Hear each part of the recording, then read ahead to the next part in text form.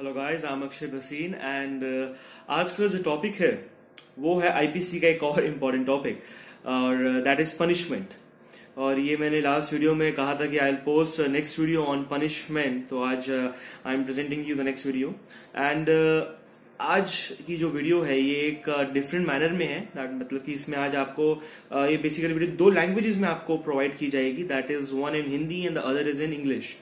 और ये इसलिए है क्योंकि मेरी प्रीवियस वीडियोस पे कुछ ऐसे लोगों ने कमेंट करे हैं, जो लोग मेरी देख रहे हैं वीडियोस को, जिनको पसंद आ रही है और इनका ये कहना है कि अगर आप इसको इंग्लिश में भी बना सकें, because in some areas in some part of our country जहां पर हिंदी को नहीं बोला जाता या फिर जहां पर हिंदी को नहीं समझा जाता, तो वहां पर इंग्लिश जो है वो बेस लैंग्वेज है उनकी। तो उनके लिए ये वीडियो है कि आज उनको इंग्लिश में भी ये प्रोवाइड की जाए। तो मेरी इस वीडियो के बाद जल्द ही आपको अगली वीडियो इसी के ऊपर, पनिशमेंट के ऊपर, इंग्लिश में भी दी जाएगी। तो गाइस स्टार्ट करते हैं हम आज के टॉपिक से। और आज का जो टॉपिक है वो है पनिशमेंट। और आईपीसी है जो है हमारा इंडियन पीनल कोड 1860 का जो ये एक्ट है, इसके अंदर आपको सेक्शन 53 के अंदर पनिशमेंट्स के बारे में बताया गया है कि पनिशमेंट कौन कौन से तरीके की होती है। बट ये इतना लिमिट में नहीं है कि हमें बस वो हमने 5 पढ़ ली, दैट्स इट, इनफ, खत्म हो गया हमारा। तो हमें पनिशमेंट के साथ में हमें पनिशमेंट की बेस क्या था, पनिशमेंट क्यों है हमारा ये, और पनिशमेंट की बेसिस पे थ्योरीज कौन कौन सी हैं, और साथ ही में पनिशमेंट कितने तरीके की हैं, द टाइप्स ऑफ पनिशमेंट, ये हम डिस्कस करेंगे इस पर्टिकुलर वीडियो में। तो गाइज स्टार्ट करते हैं पहले हम इसके इंट्रो से। तो गाइज पनिशमेंट जो है, व्हाट इज पनिशमेंट? अगर मैं पनिशमेंट की बात करूं तो पनिशमेंट कहां से आया है वर्ड?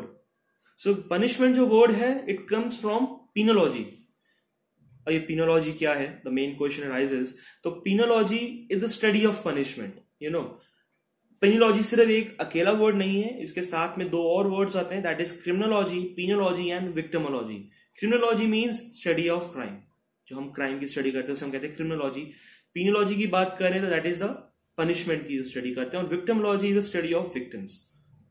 तो जब हम बात करते हैं पनिशमेंट की, तो हमें पहले क्राइम के बारे में देखना चाहिए, क्राइम क्या है। तो जब हम क्राइम की बात करते हैं तो साल्मन, द फेमस ज्यूरिस्ट जो है हमारे साल्मन, उनका ये कहना है कि जो ये एक ऐसा एक्ट डीम्ड बाय लॉ, जो हार्मफुल है पूरी सोसाइटी के लिए, और हार्म तो वो सोसाइटी को करता है, पर उसका जो अल्टीमेट विक्टिम जो होता है वो एक इंडिविजुअल होता है।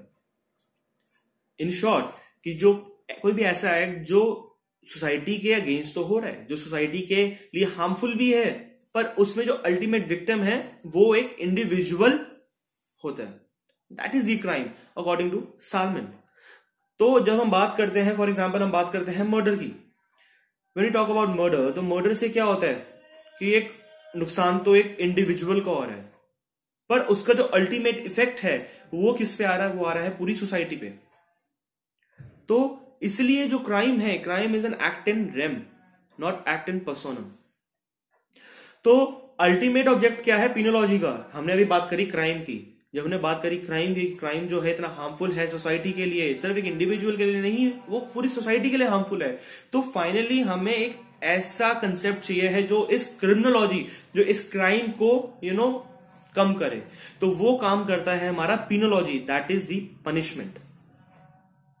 अब जब हमने बात कर ली चलो पनिशमेंट की, तो पनिशमेंट या पिनोलॉजी, इसका अल्टीमेट ऑब्जेक्ट क्या है? इसका अल्टीमेट ऑब्जेक्ट यह है कि सोसाइटी को प्रोटेक्ट करना against the criminals by inflicting punishment.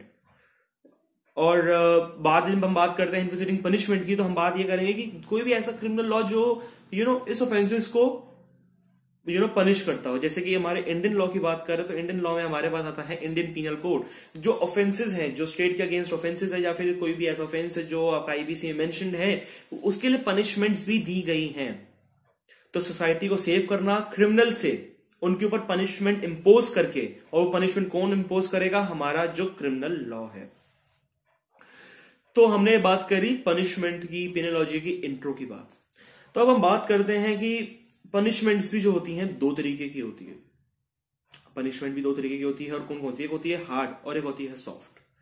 तो जब हम बात करेंगे हार्ड और सॉफ्ट की, तो एक केस है आपका, एक मधब हयात वदन Rao versus state of Maharashtra it's a case of 1978, जिसमें कोर्ट ने ये कहा कि कोर्ट को बहुत ही कॉशियस होने की जरूरत है जब वो सेंटेंसिंग करे, क्योंकि कई बार क्या होता है कि हम सॉफ्ट सेंटेंसिंग कर देते हैं हार्ड क्रिमिनल्स को, तो that is a gross injustice, क्योंकि उस क्रिमिनल की वजह से कई इनोसेंट जो हैं वो पोटेंशियल विक्टिम्स रहे हैं। तो कई बार सॉफ्ट सेंटेंसिंग करना हार्ड क्रिमिनल्स को और कई बार हार्ड सेंटेंसिंग करना सॉफ्ट क्रिमिनल्स को, ये बहुत ही ज्यादा दिक्कत कर जाता है। तो इसलिए कोर्ट को बहुत ही कॉशियस होने की जरूरत है व्हाइल सेंटेंसिंग एनीवन। तो क्राइम और पनिशमेंट की जब हम बात करते हैं तो क्राइम और पनिशमेंट जो है ये आपके एक ही सिक्के के दो पहलू हैं, एक ही सिक्के के दो फेसेस हैं। ऐसा क्यों है? क्यों? बिकॉज अगर क्राइम है तो पनिशमेंट भी वहीं पर है, और जहां क्राइम नहीं है वहां पनिशमेंट नहीं है, और अगर क्राइम है तो पनिशमेंट है, और जो क्राइम है उसी के लिए पनिशमेंट है। ये नहीं है कि क्राइम आपका कुछ है और पनिशमेंट आपको कुछ दी जा रही है। ऐसा नहीं है कि आप करके आ रहे हैं, किसी को आपने सिर्फ नुकसान पहुंचाया, आपने किसी को सिर्फ एक हर्ट करा है और आपको सजा दे देंगे इम्प्रिजनमेंट फॉर लाइफ। ऐसा नहीं है। जो आपने गलती करी है उसी के लिए आपको उतनी ही सजा दी जाएगी। फॉर एग्जाम्पल हमारा जो सेक्शन 323 है वॉलंटरी कॉजिंग हर्ट आईपीसी का, अब आपने वॉलंटरी कॉजिंग हर्ट हो गया और आपने पनिशमेंट दी थी इसको इम्प्रिजनमेंट फॉर लाइफ, जो मैंने अभी आपको बताया। तो दैट इज द प्रॉब्लम जो हमारे साथ हो सकता है। तो इसलिए जो क्राइम आपने करा है वही पनिशमेंट आपको दी जाएगी। इसलिए द क्राइम एंड पनिशमेंट ये दोनों एक ही सिक्के के दो चेहरे हैं। और जब हम बात करते हैं क्रिमिनल ऑफेंसेस की, when you talk about criminal offences, और आईपीसी जो है हमारा, आईपीसी प्रिस्क्राइब करता है maximum punishment for the offences, और कुछ ऑफेंसेस के लिए वो मिनिमम पनिशमेंट भी प्रिस्क्राइब कर देता है। तो ऐसा क्यों है? वाई वो सिर्फ वाई मतलब कि क्यों वो सिर्फ मैक्सिमम पनिशमेंट ही प्रोवाइड करता है? इसका सबसे बड़ा रीजन ये है क्योंकि हमारे पास यहाँ पर इंडिया में कोई भी स्टैट्यूटरी सेंटेंसिंग पॉलिसी नहीं है। Because in India we don't have any statutory guidelines. हमारे पास कोई गाइडलाइंस नहीं है कि हमें इतनी से इतनी पनिशमेंट हमें इसके लिए देनी है, इतने से इतनी इसके लिए देनी है। ऐसा नहीं है। आपको एक मिनिमम दे दिया और एक मैक्सिमम दे दिया, that's it. So this is the reason why we have this punishment system in India. और बात करें पनिशमेंट की, तो पनिशमेंट ऑल्दो आपको आईपीसी में आपने अगर इंट्रो पढ़ा हो, आपने सारे अगर इसके सेक्शंस पढ़े हो स्टार्टिंग से, आपने 1 to 51 आपने पढ़े हो, तो आपको कहीं पर भी पनिशमेंट वर्ड का मतलब नहीं दिया गया होगा, कहीं पर भी इसको डिफाइन नहीं किया गया। But according to concise law dictionary, punishment क्या है? Punishment is nothing but a penalty for the transgression of law. Law का यदि कोई उल्लंघन करता है तो उसके लिए जो हमें पेनल्टी इंपोज करनी चाहिए, दैट इज द पनिशमेंट। और the infliction of punishment serve as the ointment. जो पनिशमेंट है जब हम इंपोज करते हैं वो एक जो हमारी सोसाइटी के जो घाव हैं, जो वुंडेड फीलिंग्स हैं, उनके ऊपर एक मरहम का काम करती है। क्योंकि जब कोई मर्डर करके आता है या फिर कोई चोरी करके आता है या फिर कोई डकैती करके आता है या फिर रेप होता है, तो उससे क्या होता है कि हमारी सोसाइटी के फीलिंग्स हर्ट होती हैं। अल्टीमेटली इफेक्ट तो सोसाइटी हो रही है। If you take a case of Nirbhaya gang rape 2012 का जो केस रहा है, अगर आप उसको देखें तो उससे क्या हुआ है, पोटेंशियल विक्टिम जो था वो एक इंडिविजुअल था, बट उससे पूरी सोसाइटी इफेक्ट हुई थी और उसकी वजह से कितने अमेंडमेंट्स भी लाए गए 2013 के अंदर। तो अल्टीमेटली जो है ये आपका जो पनिशमेंट है ये काम करता है एक मरहम का, जो सोसाइटी की जो वुंडेड फीलिंग्स हैं उसके ऊपर लगाने का।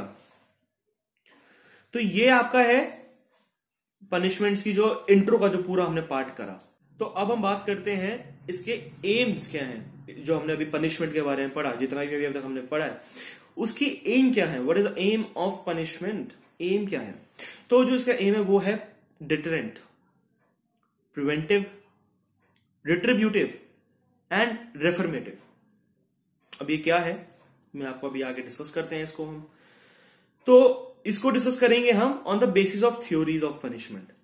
तो there are 5 theories of punishment जो बेसिकली अल्टीमेटली एम है हमारे इस पेनोलॉजी का।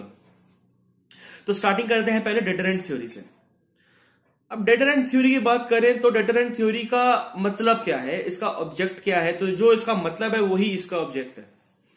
तो ये कहता है कि हम सिर्फ रॉन्ग डूअर को प्रिवेंट नहीं करना चाहते कि वो अब दोबारा कोई गलती करे, हम उसको second as an example set करना चाहते हैं बाकियों के लिए, कि ताकि कोई और उसको देखते हुए क्राइम ना करे। अब इसको अगर हम बड़ी साधारण भाषा में कहें तो ये एक तरीके की चेतावनी है दूसरे लोगों को कि भाई ऐसा हो जाएगा अगर ऐसा करोगे। तो ये है डेटरेंट थ्योरी, और इस डेटरेंट थ्योरी के अंदर पनिशमेंट काफी हार्ड होती है, बहुत हार्शनेस होता है इसके अंदर। लाइक इसमें है डेथ बाय स्टोनिंग और विपिंग, जो फेमस रहे हैं, और ये बेसिस रहा है पहले इंग्लैंड जो है आपका, ये उसका एक बेसिस रहा है इन द मिडिवल पीरियड, और आज के टाइम पर इस्तेमाल किए जाते हैं। यस, ये आज भी इस्तेमाल किया जाता है, not in India but in Pakistan, in Saudi Arabia, in Iraq and in Iran. ये आज भी वहां पर इस्तेमाल किया जाता है, ये उनका पीनल ज्यूरिस्प्रूडेंस का बेसिस है, डेटरेंट थ्योरी।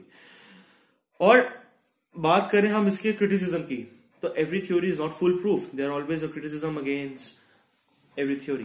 तो इस थ्योरी का भी एक क्रिटिसिज्म रहा है, और क्रिटिसिज्म क्या रहा है, वो ये रहा है कि ये बहुत ही इनइफेक्टिव रही है, क्योंकि एक्सेसिव हार्शनेस जो होती है ना, वो सिंपैथी क्रिएट कर देती है पब्लिक के अंदर। तो अगर पब्लिक के अंदर सिंपैथी क्रिएट हो जाएगी तो वो फिर इफेक्टिव नहीं रहेगी। उसके लिए फिर जो क्रिमिनल्स रहे हैं वो उसके प्रति अगर दया आ गई तो फिर फायदा क्या हुआ। तो ये सबसे बड़ा क्रिटिसिज्म रहा है हमारी डेटरेंट थ्योरी का। Now the second theory is preventive theory. Preventive theory का जो बेसिक मतलब है, जो बेसिकली इसका ऑब्जेक्ट है, वो ये है कि वो कंसेंट्रेट करता है कि भाई जो भी ऑफेंस है वो फ्यूचर में ना हो, वो प्रिवेंट करने की कोशिश करते हैं कि कोई भी जो ऑफेंस हुआ वो अब फ्यूचर में ना हो। और वो फ्यूचर में ना हो उसका तरीका क्या है, वो है बाय एग्जाइल और बाय डेथ पेनल्टी। ये रही है प्रिवेंटिव थ्योरी। ये ऑल्दो बड़ी सिंपल थ्योरी है क्योंकि ये बड़ी प्रचलित है, ये हर जगह ही इसको इस्तेमाल किया जाता है। तो प्रिवेंटिव थ्योरी तो ये सिंपल है, पर इसका भी क्रिटिसिज्म है, क्योंकि इसमें क्या होता है कि प्रिवेंटिव थ्योरी के अकॉर्डिंगली हर क्रिमिनल को एक ही तरीके से देखते हैं। फिर उन्होंने अगर ये देखा कि अगर यार ये चाहे पहली बार क्राइम करके आ रहा है, चाहे ये 10 बार क्राइम करके आ रहा है, चाहे ये बच्चा है, चाहे ये बूढ़ा है, चाहे ये लड़की है, चाहे वो लड़का है, मेल है, फीमेल है, तो सबके लिए वो एक ही पनिशमेंट है, वो है अगर भाई इसने गलती करी है तो अगली बार प्रिवेंट करने के लिए इसको डेथ पेनल्टी एग्जाइल कर दिया जाए। तो यस, ये एक अनडिजायरेबल इफेक्ट है।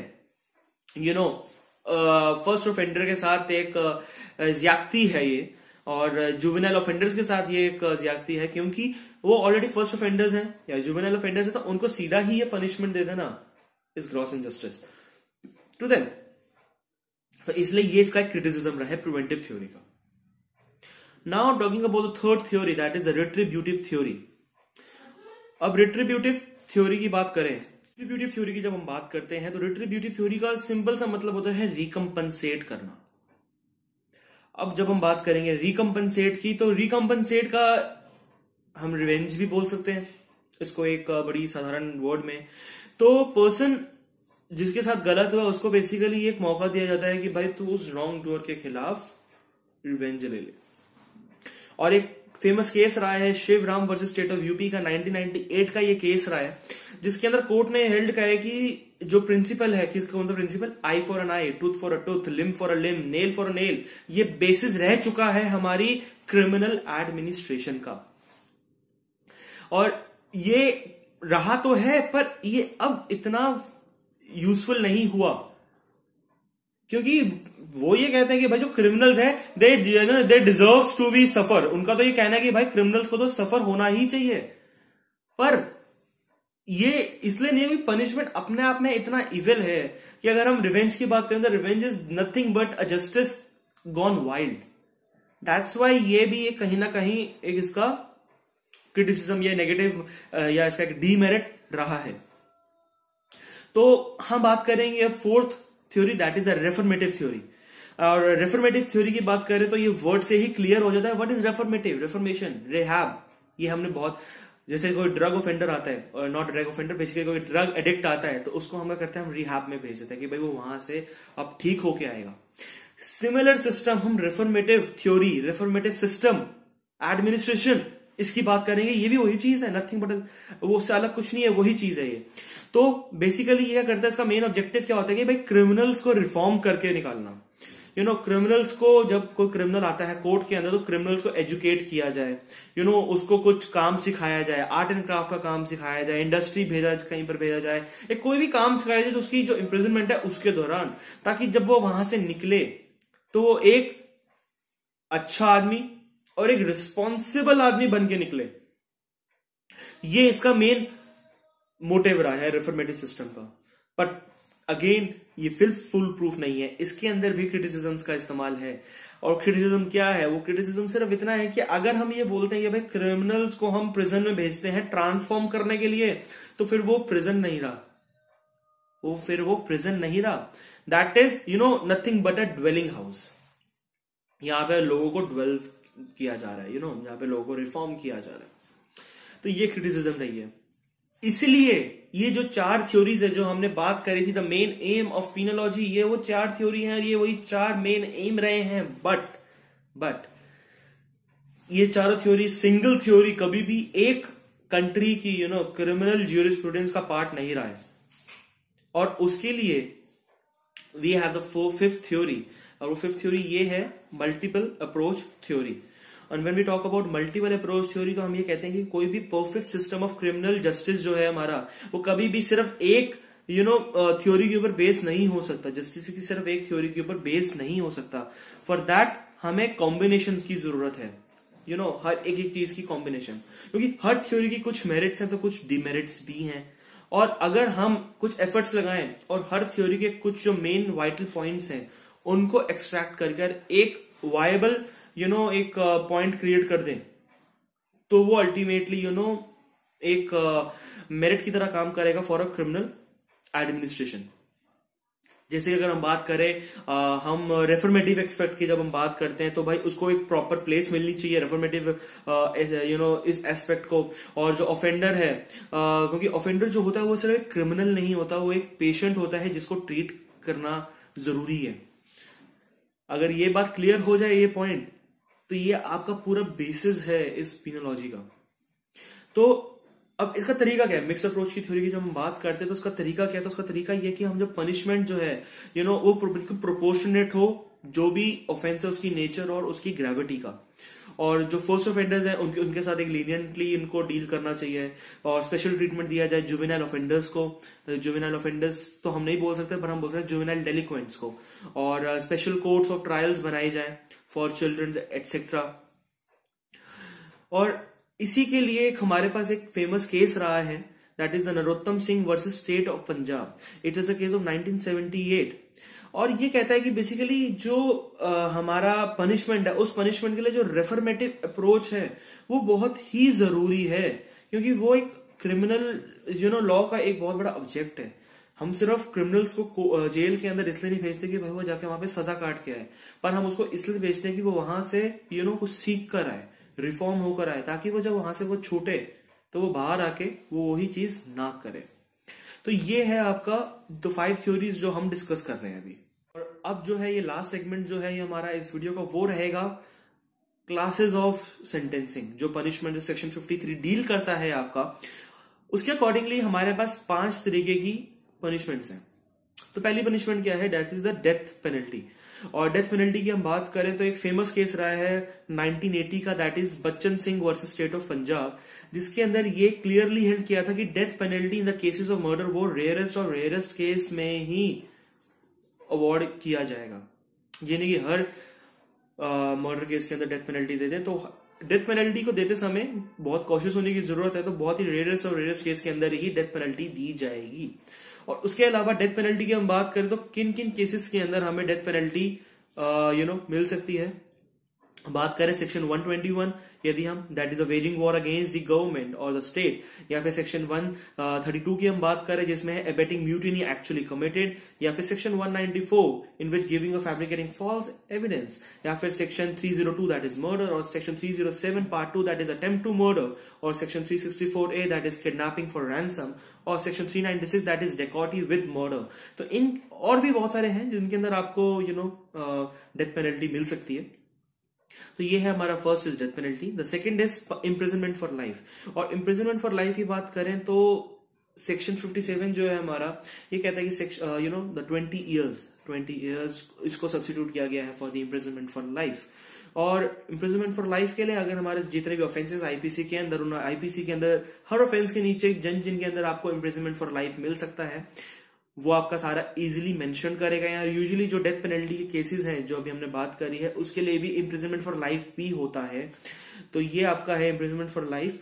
और the third one is imprisonment. तो इम्प्रिजनमेंट की बात करें तो इम्प्रिजनमेंट सिर्फ इम्प्रिजनमेंट नहीं है, उसके लिए भी दो क्लासेस है for the imprisonment, that is rigorous and simple imprisonment. और इसको डिस्टिंग्विश करने के लिए हमारे पास एक केस मिला है हमें, that is Phool Kumari versus officer of superintendent central jail Tihar new Delhi का ये केस है। और इसके अंदर क्लियरली डिस्टिंग्विश कर दिया था रिगरस इम्प्रिजनमेंट और सिंपल इम्प्रिजनमेंट को। तो जब हम बात करते हैं रिगरस इम्प्रिजनमेंट, तो rigorous imprisonment is required by law to be completed with hard labour, जिसके अंदर एक काम करने की हमें जरूरत पड़ती है, जिसके अंदर एज ए हार्ड लेबर आपको काम करने की जरूरत पड़ेगी। और जो सिंपल इम्प्रिजनमेंट है ये बिल्कुल ही नॉर्मल इम्प्रिजनमेंट होती है, जैसे कि 3 साल की जेल हो गई आपको, आप नॉर्मल जेल जाएंगे, 3 साल के बाद आप छूट जाएंगे नॉर्मल जेल, इसमें कोई भी आपको हार्ड लेबर की जरूरत नहीं है। और बात करें हम जब पनिशमेंट की जब हम बात करते हैं तो इम्प्रिजनमेंट, रिगरस इम्प्रिजनमेंट की जब हम बात करेंगे तो जैसे in the case of rape 376 और in case of giving fabricating false evidence section 194 और house trespass etcetera, in cases में आपको रिगरस इम्प्रिजनमेंट मिल सकती है। But in cases of like wrongful restraint 341 आपका जो हो गया, या फिर आपका डेफेमेशन 500 501 502 आपका हो गया, या फिर आपका misconduct in public place by drunken person section 510 हो गया आपका। तो ये आपका सिंपल इम्प्रिजनमेंट के केसेस, और भी बड़े सारे आपको मिल जाएंगे इसमें आपको सिंपल और रिगरस इम्प्रिजनमेंट के लिए। तो ये है आपका रिगरस और सिंपल इम्प्रिजनमेंट। और इसमें एक और चीज मैं कहना चाहूंगा कि जो मैक्सिमम पनिशमेंट है वो तो है 14 ईयर्स, पर जो मिनिमम पनिशमेंट है वो है आपकी 24 आवर्स। और 24 आवर्स की पनिशमेंट कौन से सेक्शन में? 510 misconduct in a public place by a drunken person, इसके लिए 24 आवर्स की आपकी सजा है। तो ये है आपकी imprisonment. Now the fourth point, the fourth punishment, that is forfeiture. और फोरफीचर की बात करें तो ये तो अब एब्सोल्युटली इसको वो कर दिया गया है, रिपील कर दिया गया है और ये अबॉलिश कर दिया गया है। और सेक्शन 61 62 थे जो डील करते थे और जिसको अब रिपील कर चुके हैं हम आईपीसी से, तो एक फोरफीचर ये रिपील हो चुका है। और the last one is fine. अब फाइन, जब भी हम कोई ऑफेंसेस देखते हैं आईपीसी के अंदर तो उनके अंदर लिखा होता है कि इतने से इतने साल की सजा आपको मिल सकती है और फाइन ऑफ रुपीज दिस और बोथ। यूजुअली तो पनिशमेंट होती है आपकी दोनों या फिर कोई भी एक, बट कुछ केसेस में सिर्फ फाइन भी ऑप्शन रहे हैं, लाइक अंडर सेक्शन 137 और 154, 155, 171 G और 171 H, 171 I, 270 A, 283, 290 और 294 A। इन केसेस में आपको बिल्कुल सिर्फ फाइन पे ही छोड़ा जा सकता है। तो ये है आपका टोटल पनिशमेंट का जो लेक्चर। और आई होप आप लोगों को ये क्लियर हो चुका होगा पनिशमेंट्स होती क्या है, इसके बेसिस क्या है, इसकी टाइप्स क्या है, थ्योरीज कौन कौन सी हैं।